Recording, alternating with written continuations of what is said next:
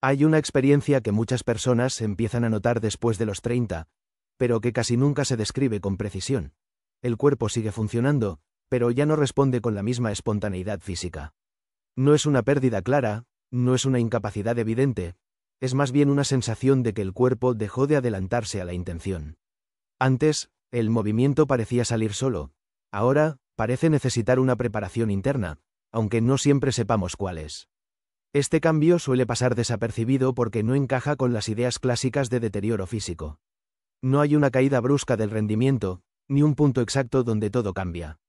Sin embargo, algo se reorganiza. La fuerza sigue existiendo, pero la forma en que aparece ya no es inmediata, y eso genera confusión.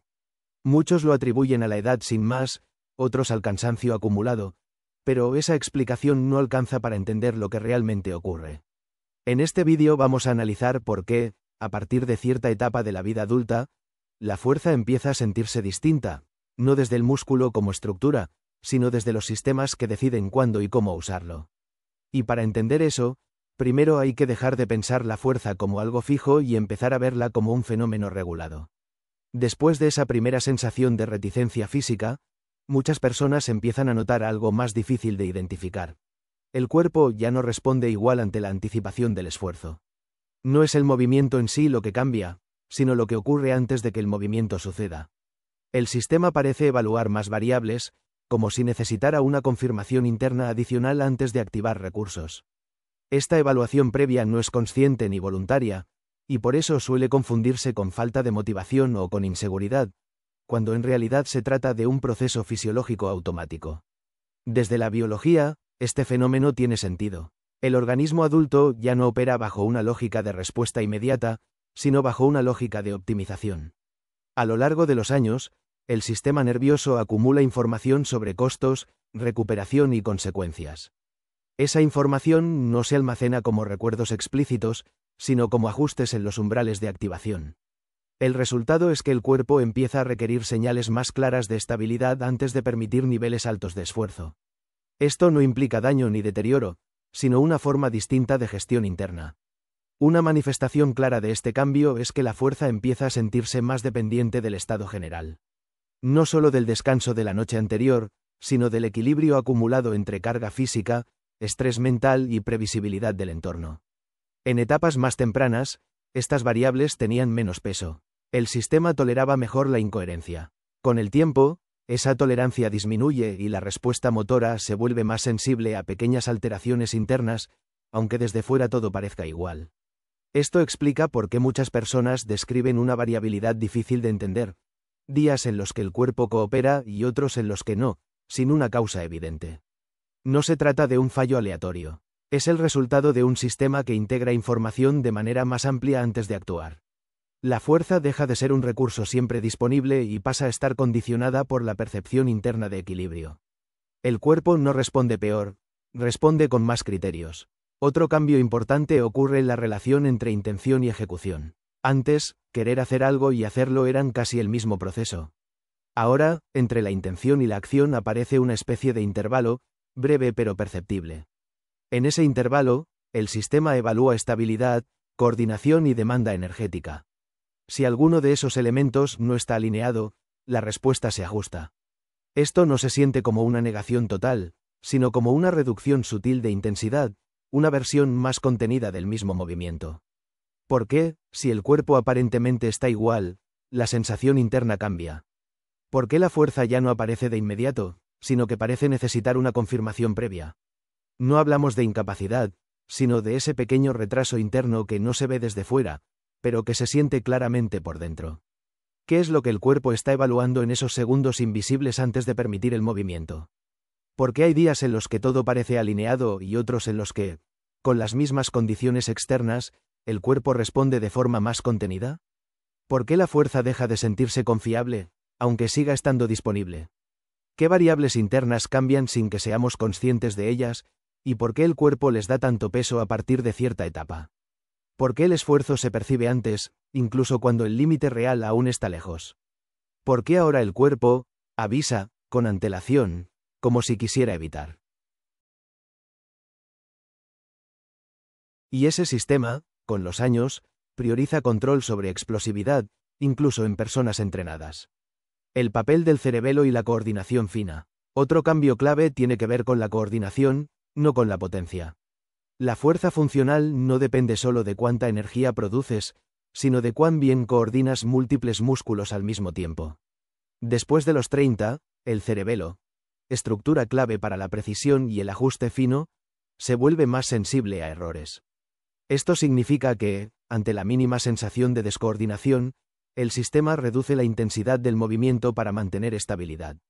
¿Por qué siento que antes hacía los movimientos más limpios y ahora más torpes? Porque la fuerza no se expresa de forma aislada. Si el sistema detecta que la coordinación no es perfecta, limita la fuerza total como medida de seguridad. No es debilidad, es regulación. Esto explica por qué muchas personas dicen, puedo hacer el movimiento, pero no se siente sólido. Cambia la relación entre esfuerzo y resultado. Un fenómeno bien documentado en fisiología del ejercicio es que, con la edad, la percepción de esfuerzo aumenta antes que la fatiga real. Es decir, el cerebro empieza a avisar antes, incluso cuando el músculo aún tiene capacidad. Este mecanismo está relacionado con cambios en la integración sensorial, la interpretación del esfuerzo, la señalización central de fatiga. ¿Por qué siento que me estoy esforzando más para lograr lo mismo? Porque el cerebro ahora cobra antes el costo del esfuerzo. No porque no puedas, sino porque quiere evitar escenarios de sobrecarga. Esto hace que la fuerza se sienta más pesada, más costosa, aunque objetivamente no haya una gran pérdida muscular. La recuperación neurológica ya no es instantánea. Otro punto crítico es que, después de los 30, la recuperación no es solo muscular. La recuperación neurológica, la capacidad del sistema nervioso para volver a autorizar altos niveles de activación, se vuelve más lenta. Antes, un mal día se compensaba rápidamente. Ahora, el sistema necesita más señales consistentes de estabilidad para volver a confiar. ¿Por qué un mal día se siente como si arrastrara varios más? Porque el cerebro aprende por acumulación. Si detecta varios episodios de fatiga, estrés o bajo rendimiento, ajusta el umbral de activación hacia abajo durante más tiempo. Esto no es patología, es un sistema que aprende a proteger recursos. La fuerza se vuelve contextual. Después de los 30, la fuerza deja de ser un atributo constante y se vuelve altamente dependiente del contexto. El mismo cuerpo puede rendir muy distinto según hora del día, estado mental, nivel de estrés previo, calidad del descanso acumulado. ¿Por qué en algunos contextos me siento fuerte y en otros no? Porque el cerebro ya no separa fuerza de entorno. Evalúa todo el sistema antes de decidir cuánto permitir. Por eso muchas personas sienten que ya no pueden improvisar físicamente como antes. No es declive, es cambio de estrategia. El error más común es interpretar estos cambios como decadencia. Desde la biología, no es un declive abrupto, sino un cambio de estrategia adaptativa. El sistema nervioso adulto no busca máximos constantes, busca sostenibilidad. La fuerza ya no se libera por reflejo, sino por contexto favorable. Esto explica por qué muchas personas, cuando entienden su cuerpo, pueden rendir muy bien después de los 30, pero de una forma distinta. Hay personas que no sienten que hayan perdido fuerza, pero sí sienten que la fuerza dejó de ser automática. Antes, el cuerpo respondía sin que hubiera que pensarlo. Ahora, muchas veces, el movimiento exige una especie de permiso interno. No es duda consciente, no es miedo, es una pausa muy breve, casi imperceptible, en la que el cuerpo parece preguntarse si vale la pena activar todo. Ese pequeño retraso no se ve desde fuera, pero por dentro se siente como una resistencia invisible. Y esa sensación no suele encajar con la idea clásica de estar débil. Otras personas describen algo distinto. Hay días en los que se sienten físicamente capaces, incluso estables, pero cuando intentan hacer fuerza aparece una sensación de desorganización, como si el cuerpo no se alineara del todo. El músculo no duele, la articulación no falla, pero el movimiento no fluye. Esto suele confundirse con torpeza o falta de forma, cuando en realidad es el sistema nervioso reduciendo la intensidad para mantener control. La fuerza está disponible, pero se expresa con cautela, como si el cuerpo prefiriera llegar al objetivo sin gastar todo de una vez. También está el caso de quienes notan que la fuerza aparece solo en ciertos contextos. En algunos momentos del día, o en ciertos entornos, el cuerpo responde con normalidad. En otros, con las mismas condiciones aparentes, esa respuesta desaparece. Esto genera frustración porque rompe la idea de que la fuerza es una cualidad fija. Pero desde la biología, tiene sentido. El cerebro no activa fuerza en el vacío. Lo hace dentro de un contexto que evalúa como seguro o predecible. Cuando esa evaluación cambia, la salida de fuerza cambia con ella. Hay un ejemplo especialmente revelador. Personas que, después de los 30, pueden hacer esfuerzos puntuales intensos, pero sienten que el cuerpo tarda más en volver a confiar. No es que queden agotadas, es que el sistema queda más contenido.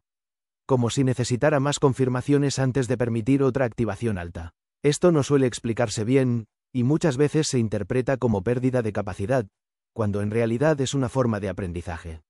El cuerpo recuerda estados previos y ajusta su comportamiento para no repetirlos sin necesidad. Y quizás el ejemplo más silencioso de todos es este. Personas que ya no sienten que puedan improvisar físicamente. Antes, cualquier día era válido para exigirle al cuerpo. Ahora, la fuerza parece requerir condiciones previas. No como una limitación, sino como una negociación. Dormir mejor, estar más tranquilo, sentirse más estable. Cuando esas condiciones están, la fuerza aparece. Cuando no, el cuerpo simplemente no se ofrece.